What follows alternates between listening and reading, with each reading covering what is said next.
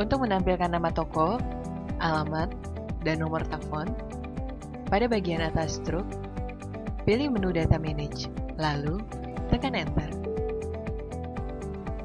Pilih menu Reset Head Program, lalu tekan Enter. Terdapat 7 line atau baris yang dapat diisi sesuai kebutuhan.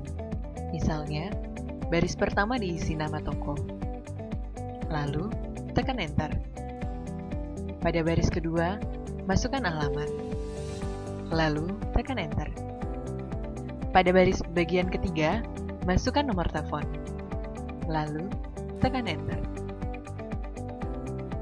Jika sudah selesai memasukkan data yang diinginkan, tekan tombol Save, lalu tekan Enter.